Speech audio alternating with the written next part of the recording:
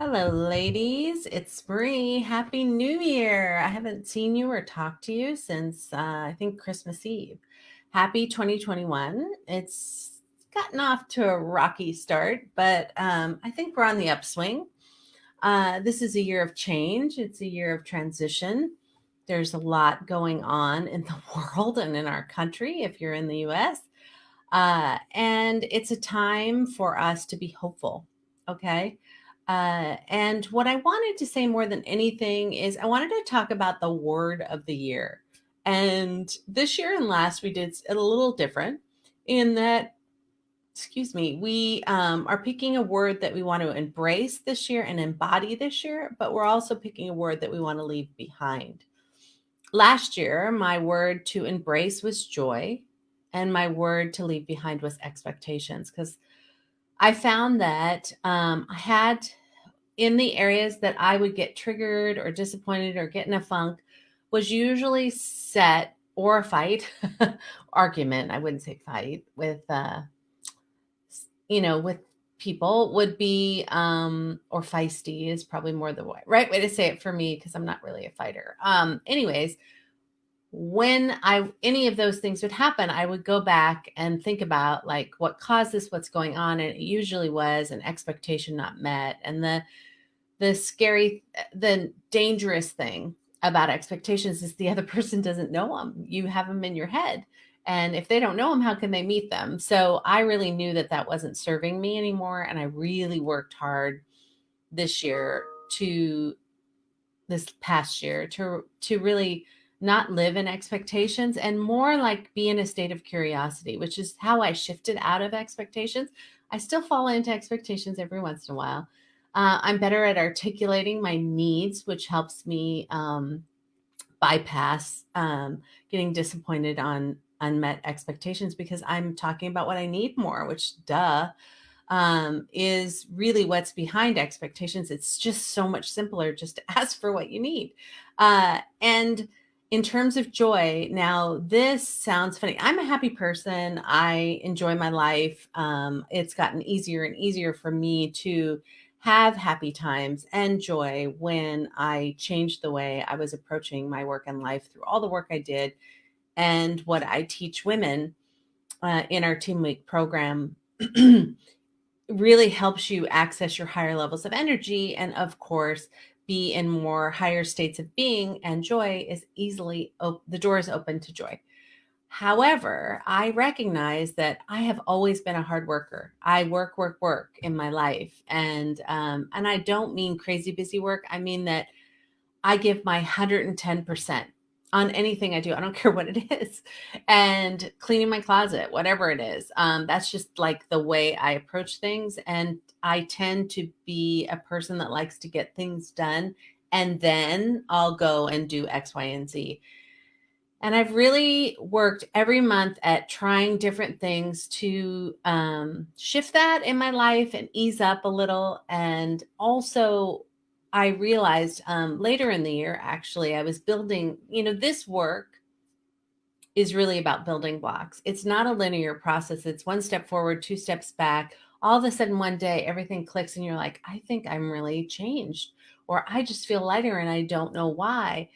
And in my work to really just access joy more in my life and be more joyful as a state of being was my word of the year last year. And late in the year, I got some coaching. I'm always learning so that I can pay it forward and help the women in my program and everyone here on our private Facebook group, or if you're watching me on YouTube, any woman that finds my path of crazybusywomen.com. I want to constantly be learning and expanding for you so that I can share the goodies, because goodness do women need it. And one of the things that I learned this year, later in the year, was about unconditional joy, and that so often we see joy as conditional in our lives, meaning all the planets have to line up. Or for me, work has to be done, the house needs to be clean, and then I'll go have some fun. And so the question was, how could I bring joy into every part of my day, even when the house is a friggin' disaster or I'm having a rough day? Where can I access joy as a state of being more often than not? And wow, I've had some huge breakthroughs on that. So I didn't want to make joy my word again, even though I'm going to go deeper on that. And this program I'm taking is not even close to over. I wanted to pick a new word, and my new word is abundance, because I believe abundance is a really broad uh, container for a variety of things. It's abundance in life, it's abundance in joy, it's abundance in love, it's abundance in money, it's abundance in peace. It's just abundance. And I have this sticky on my, I don't know if you can see it. I got this phrase from somebody: the avalanche of abundance is upon us. Um, I got that phrase from somebody I admire, and I've asked them if I could own it for myself. And I have stickies all over my office that say that, because I think we're a lot of times, and I know that a lot of women out there can relate to this. A lot of times, I work on a destination. And it's like, if I do all of these things, then this will happen. And I'm in process, or I'm trying. And my mom's famous line to me, even when I was a little girl, was trying never happens, you're doing. And so what I want to realize in my life is the abundance is here now. It's not something I need to work on. It's here now. So what can I do to recognize abundance in my life and call it in more and enjoy it?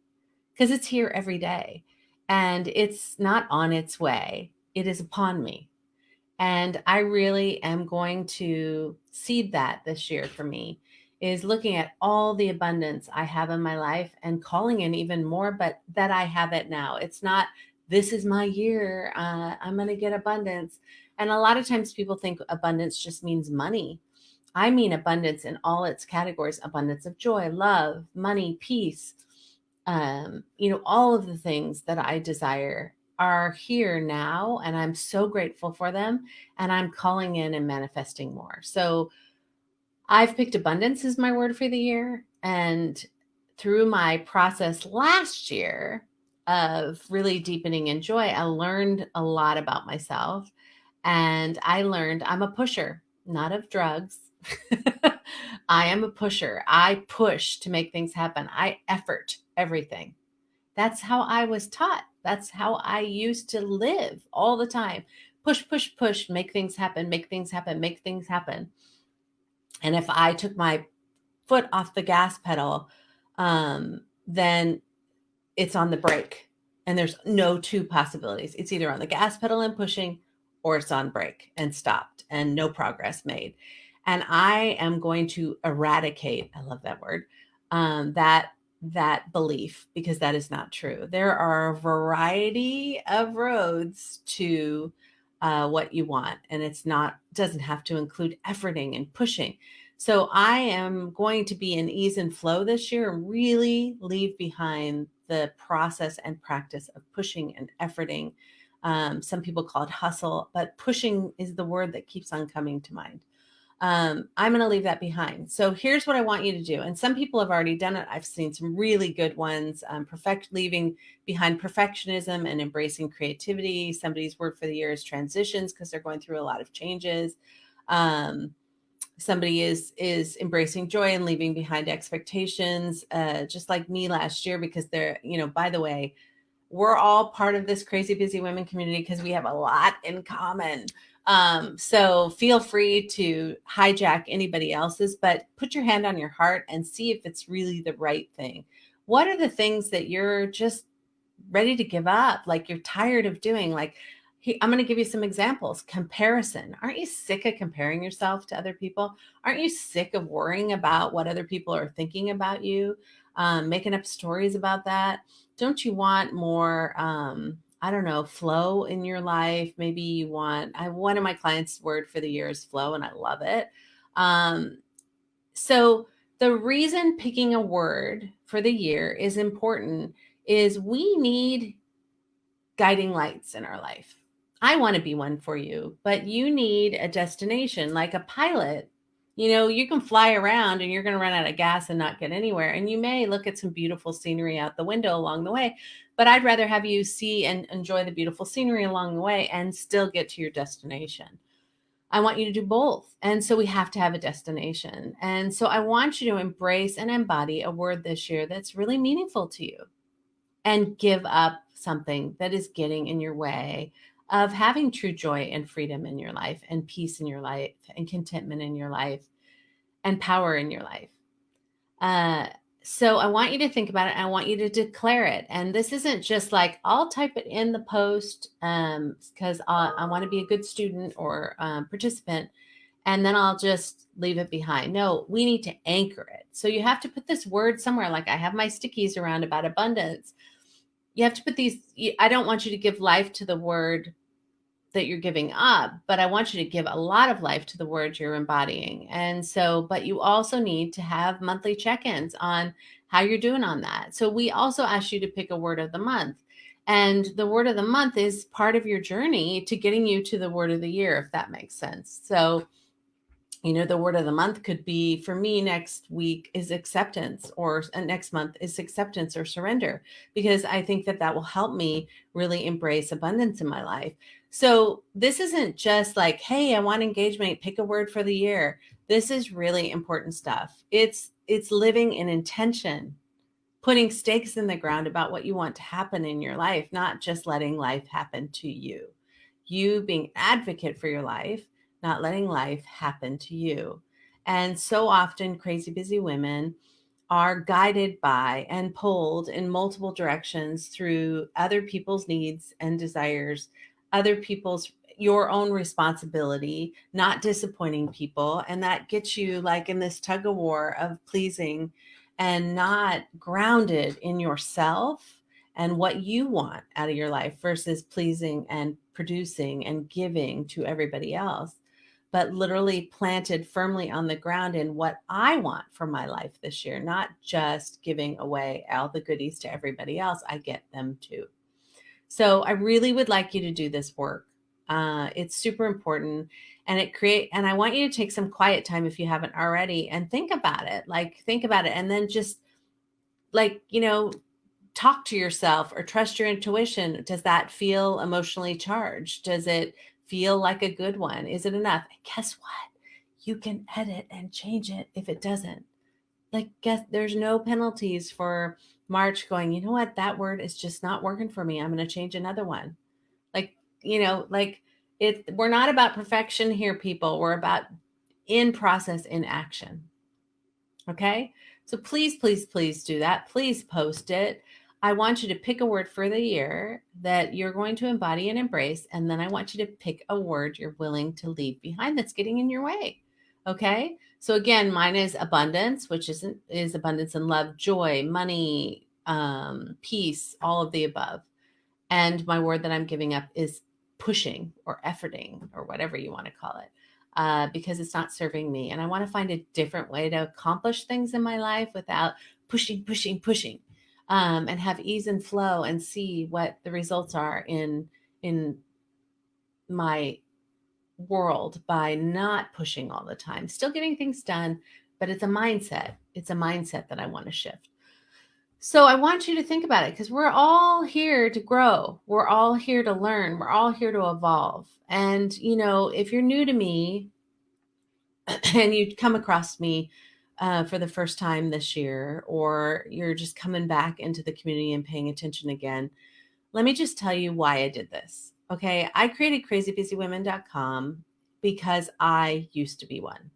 And what I really thought is that was just my life, that I had a big life and a lot of responsibilities, and this is just the result and cause and effect of that. And I'll make the best of it, and I got to make peace with it. And I was not happy. I thought I was happy because my life was pretty good, but it took a lot. It cost me a lot to live the life that I was living. And I got super overwhelmed and exhausted all the time. And my state of existence wasn't what I thought it was going to be when I was thinking about my life in my 20s and 30s. And I ultimately just got fed up, and the pain was too extreme for me to, I got intolerable about the state of my life. And I was on a mission to figure out a different way to live. And I went I took courses, I went to counseling, I did coaching, I did everything that I could possibly do, and I did it. I changed my life. I adjusted my career because that was what was right for me. And here I am, and I'm more successful, more peaceful, more happy than I've ever been. So what I want to say to all of you out there, if you're exhausted all the time, if you're overwhelmed all the time, if you aren't really enjoying the ride, um, you can have it all. You can have success and you can have freedom and joy and contentment and peace and all of that. And the phrase that keeps on coming up to me, so I changed my website to actually put it there, is powerful in work, blissful in life. I don't believe in work-life balance. I think it's the wrong goal or destination because I don't think it exists. I think we all have our different versions of it. And I'd rather have you strive to have power in work, being in your highest power, in your ultimate power in work to affect change and make impacts and enjoy the ride, and be blissful in life, enjoying your life as much as you are enjoying your work. And I know both are possible because I've put countless women through my program and I see them change and transform. And it's hard to describe what's on the other side, but it's a life that you deserve. It's adjustments, it's reprogramming how you're working, how you're living to adjust and live and own yourself and own joy and demand more and go after your dreams. And by the way, without them exhausting you, without it all exhausting you. Imagine that. Imagine that. So I am going to do a live training, masterclass, discussion, whatever you want to call it, to kick off 2021 strong and powerfully. It's going to be on February 4th at 4 p.m. Pacific time, because I think that's the only time that works for East Coast and West Coast. And I want you to mark your calendars. You're going to see a lot more about this. I'm going to talk a lot more about it.